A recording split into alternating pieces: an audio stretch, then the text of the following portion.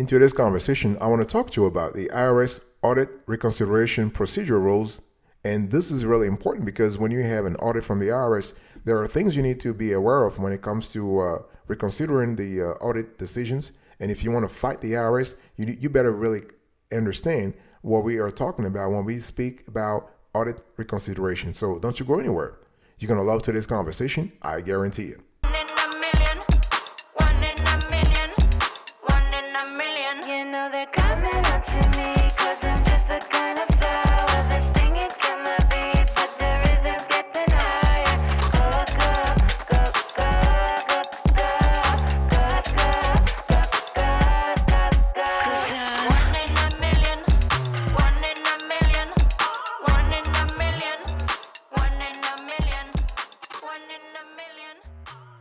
Welcome back, folks, to another edition of the Awesome City Kiwi Show. How are you today? I hope you are doing fantastic. I'm doing marvelous if you were to ask me. If you are doing as great as I am, go grab a cup of coffee or tea or vodka and let's roll. In today's conversation, I want to speak to you about IRS Audit Reconsideration procedure rules. I want to explain everything to you. Let's first have an overview. What are we talking about? Let's talk about the audit reconsideration. Okay. Let's talk about IRS audit reconsideration process.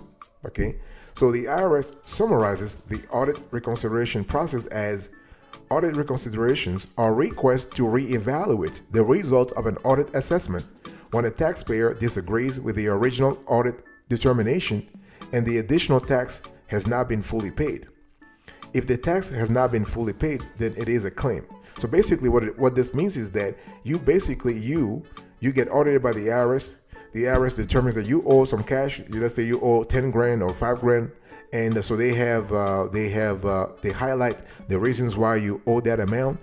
And you kind of look at it, you and your lawyer or somebody else who represents you believe that the IRS is wrong. So this is what you are asking for. You are asking the IRS to reconsider. This is kind of similar to if you have, let's say, you apply for a credit card or a loan, and the credit card or loan got denied, you have the chance to call the card issuer or the lender. The lender is a reconsideration line. So you're basically asking the IRS or the lender, for that matter, to reconsider their decision. Okay, and the thing here is that there is an important document if you want to engage. If you want to follow this path and you want to ask the IRS to reconsider, there is an important document that either you need to read or your representative, the CPA representing you, the enrolled agent or the tax attorney representing you has to read. So it's called the Publication 3598. So this is the audit reconsideration summarized. Okay, so let's just quickly go through what it means. Now, it says very clearly that an audit reconsideration is a process used by the Internal Revenue Service, IRS, to help you when you disagree with the results of an IRS audit of your tax return or a return created for you by the IRS because you did not file a tax return as authorized by the Internal Revenue Code 6020B. So this is kind of clear. So it's either you did your taxes or the IRS re-prepared. They prepare because sometimes they do that. They recalculate numbers and they re-prepare their own tax return on your behalf. So if you disagree with either of those, you can actually consider the reconsideration process.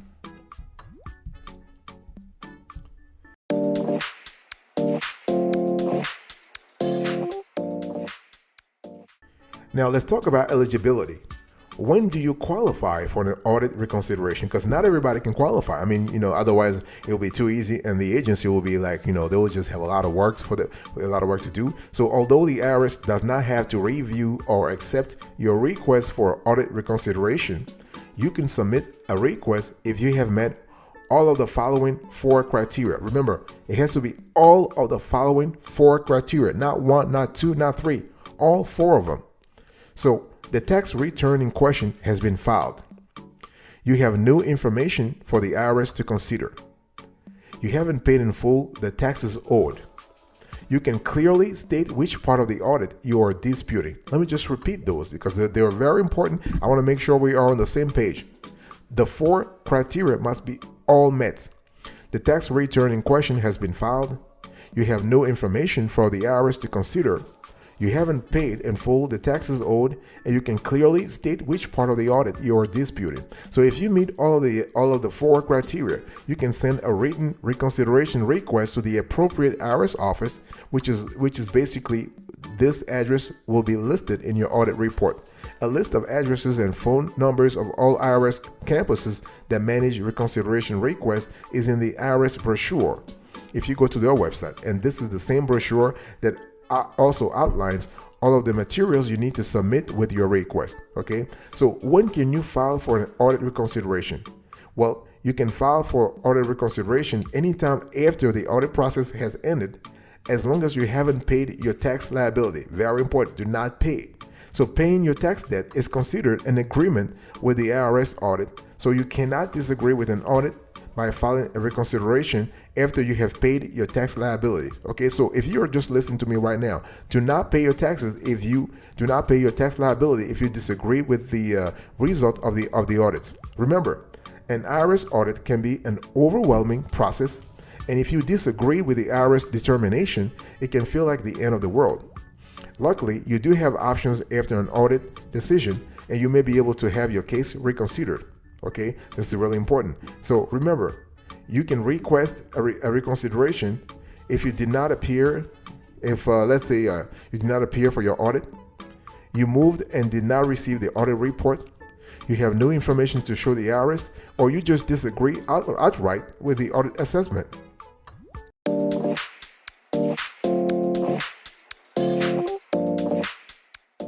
So let's really dig a little deeper here, because I really think it's important for us to have a clear understanding. Let me give you the reasons. There are a lot of reasons why you might want to request an audit reconsideration. Remember though, when considering possible penalties for overdue taxes, people might first think of monetary fees. Owing money for late taxes can certainly happen, but the IRS and state revenue departments have other tax collection tools at their disposal. So what are the requests? Okay, what are the reasons for request? I said this before, but now I really want to dig a little deeper because it's important. Number one, if you did not appear for your audit, if you're not there, let's say the IRS just, they call you to their campus, or they came and audit your office, and you were not there yourself, and they made a determination based on the fact that they found on site. As long as you were not physically there, you can actually request audit reconsideration. Or let's say you just, you were working this year we were working 2 years ago in New York, and you moved to Chicago, or you moved to LA. If you did not receive correspondence from the IRS and you have valid reason, you can prove it that, the USPS did not forward mail to you, or something happens and you never received the mail, you can actually dispute that. Then this is solid grounds for an audit reconsideration. Now, let's say you have new information that popped up later on after the IRS finished their audits, and that new information is substantial. It is material. Okay, in accounting or tax language, when we say material, it means it is significant. Then basically you can actually submit that, and so basically you can provide that new information to the IRS. Remember, that information must not have been present while the IRS was auditing you. Okay, and the fourth reason is if you just disagree, again, you can basically fight, not a problem. Now, what does this mean? It means that in certain situations, a taxpayer may qualify to have his or her tax audit reconsidered. For example, if a taxpayer did not receive notice of the audit or did not appear, usually the taxpayer has a good reason, this may suffice for the IRS to reconsider the audit. Okay, and so this is what I'm trying to say here, is that everything you say must be in good faith. Don't you try to play the system. Don't you try to lie just to kind of buy time, because the IRS will actually penalize you later on anyway, and you don't want that.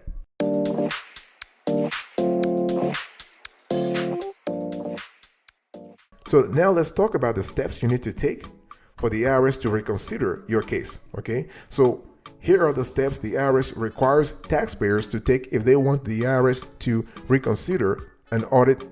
Okay, and I mean, not consider an audit, but if they want the IRS to consider an audit reconsideration. Okay, in other words, you want them to accept your request for them to reconsider. Now, step number 1, you need to review the examination report and attachments to determine which items you feel are incorrect. Very important. You want to gather the documentation needed to support your position.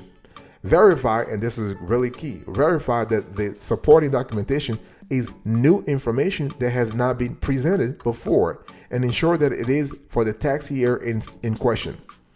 And what will happen here is that your reconsideration request will be accepted if you submit information that the IRS has not considered previously, you filed a return after the IRS completed a return for you, you believe the IRS made a calculation error, in other words, a computational error or processing error in evaluating your tax, and the liability is unpaid or credits are denied. Okay. Note, if you have paid the amount due in full, you must file a formal claim, Form 1040X, amended U.S. individual income tax return. Okay. So that's step number 1. Step number 2, you want to make photocopies of the documents gathered above that I just said to you, and you want to attach this to your letter explaining your request for reconsideration. Please ensure that you are clear as to which changes you want the IRS to consider. So you need to have Form 1261, disputed issue verification. So this form is really recommended to explain the issues you disagree with. If available, you want to attach a copy of your examination report, okay, Form 4569, along with the new documentation that supports your position. Include a daytime and evening telephone number and the best time for the IRS to reach you. Please do not send original documents. Originals will not be returned. And if you are faxing your documents, please include your identified information, in other words, your tax identification number and tax year, on each page you fax. This is to ensure that all pages are associated with your case, and the IRS will not accept your audit reconsideration request if you previously agreed to pay the amount of tax you owe by signing an agreement such as Form 906, closing agreements, a compromise agreement, or an agreement on Form 870AD with the appeals office. The amount of tax you owe is the result of final partnership item adjustment under TEFRA. The United States Tax Court, or another court for that matter, has issued a final determination on your tax liability. And they will send you a letter if they need further information from you.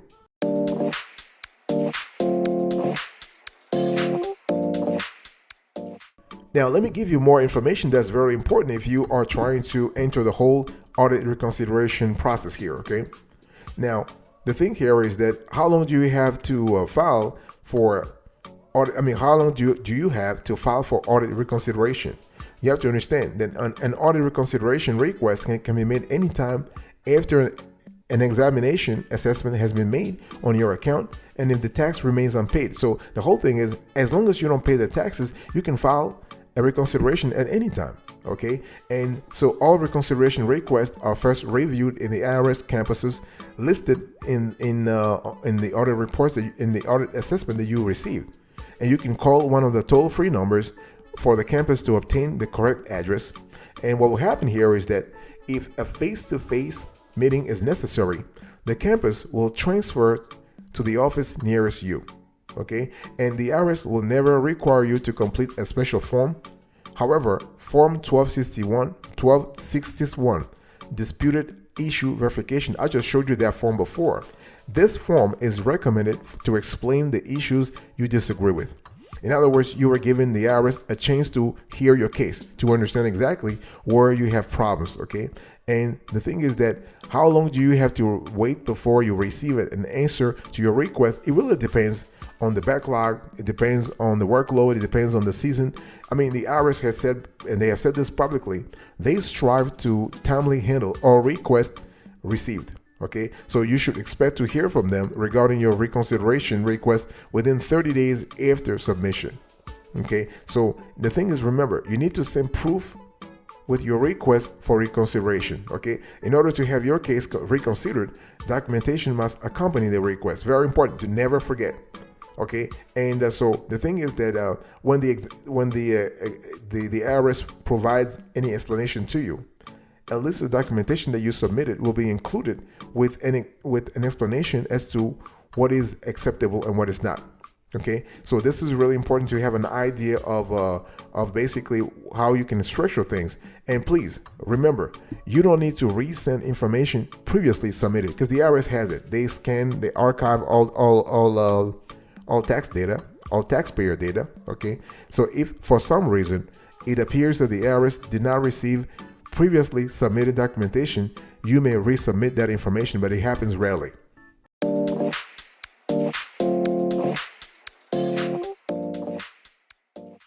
Now let's talk about duration here. And this is really important for us to really understand what we're talking about. Let's talk about duration. How long does audit reconsideration take? Well, the thing is that depending on the backlog, I just said it, depending on seasonality, depending on the IRS campus that you are dealing with, obviously if you are in Iowa versus California, the geography, the demographics, the workload is not the same thing, right? So while the IRS will often contact you within 30 to 45 days about your reconsideration request, it's not unusual for several months to pass before you hear from the IRS. Again, this is because of all the causes I've just said, all the reasons, okay? In the meantime, penalties and interest on your tax liability are accruing. And what will happen here is that if you lose that appeal, if you lose that reconsideration, you'll have to pay. But if you don't lose, then you don't have to pay, okay? So what we tell our viewers and what the experts say is that if you can, you should pay your installment amounts to avoid any penalties. And so what will happen here is that the IRS will contact you by letter if they need further information to determine your case. So when they receive your information, the IRS may delay any collection activity, but that's not guaranteed. It happens on a case-by-case basis. And the thing is, if the IRS thinks the information you provided was insufficient to prove your case, or if you don't respond to their request for more information within 30 days, the IRS may resume collection activities, because collection activity never stops. They just put on pause, but they never really stop completely. If you are experiencing financial hardship and are incapable of making any payments, you can request the IRS temporarily delay the collection process. You will have to complete a collection information statement and provide proof of your financial status. Okay, you can provide bank statements, your pay stubs, whatever you can provide to show that you are having financial problems. Show that. And it's also important to note that if you are granted a delay, penalties and interest are still charged on your debt. Okay, you also have the option of contacting the taxpayer advocate's office and asking them to expedite your audit reconsideration case, and you can do so by filling out Form 911, Request for Taxpayer Advocate Assistance. I'll be right back right after this. Don't go anywhere.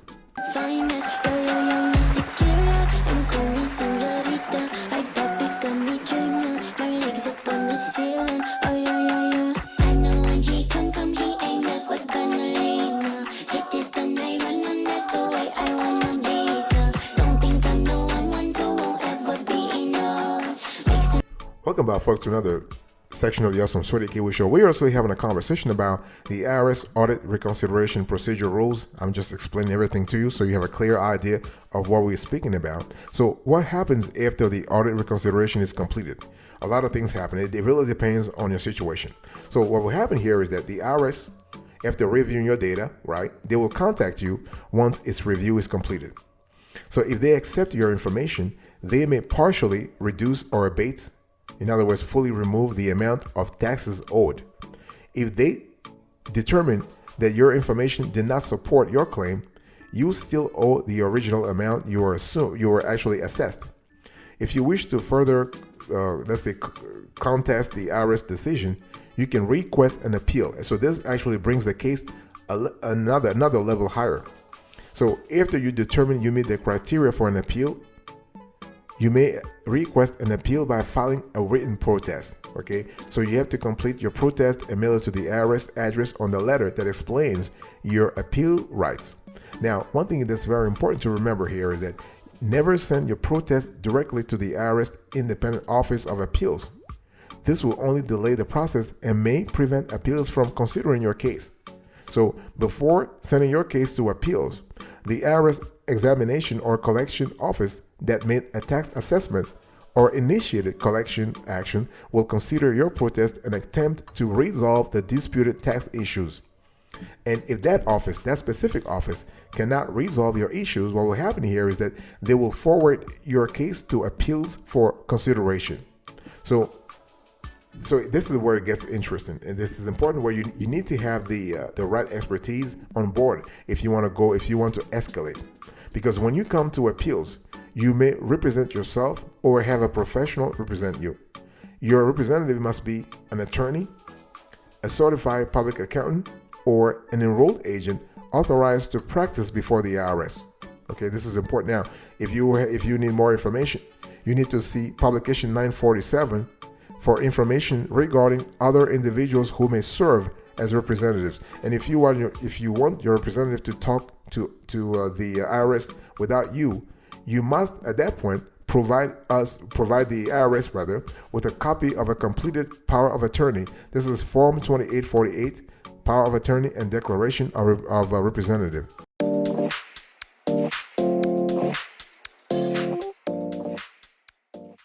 Now, you can also file a protest. I've said this before, that basically if you do not agree with what the IRS is saying, you can actually file a protest.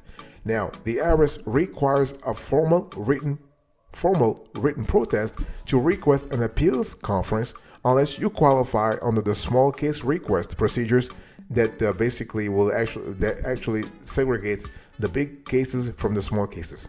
So for information on filing a formal written protest or a small case request, you want to refer to IRS Publication 5.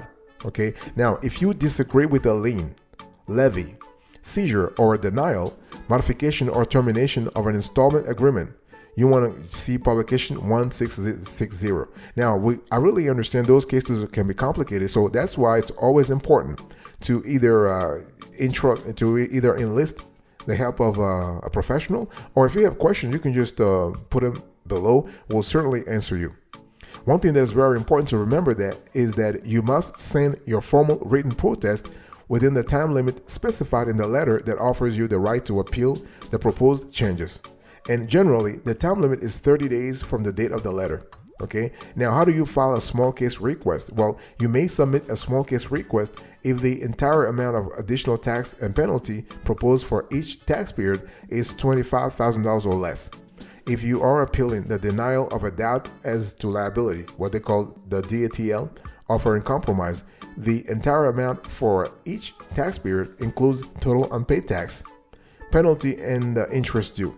Employee plans, exempt organizations, S corporations, and partnerships are not eligible for a small case request. Okay, so this is important. Now, you want to use Form 12203, request for appeals review, and if you want to appeal a decision. Now, you can also appeal a collection decision. So if you are appealing a collection decision, you should select the appeal procedure listed on the form that corresponds to your type of case for specific instructions to prepare your appeal. Remember, you will need to mail your appeal to the collection office that sends you the collection action letter with your right to a hearing. Don't send it directly to any appeals office location, because this is just going to delay the whole process. Okay.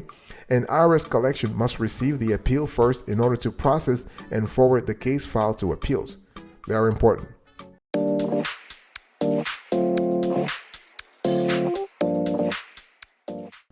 Thank you so much for your attention. I really appreciated it. So in today's conversation, I was just explaining to you the IRS Audit Reconsideration procedure rules.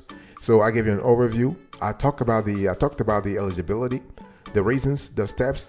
I gave you more information about the whole process and the duration, and also the outcome, what you can do if the outcome is positive or negative. Thank you so much. I'll speak to you another time, but until then, remember, stay marvelous.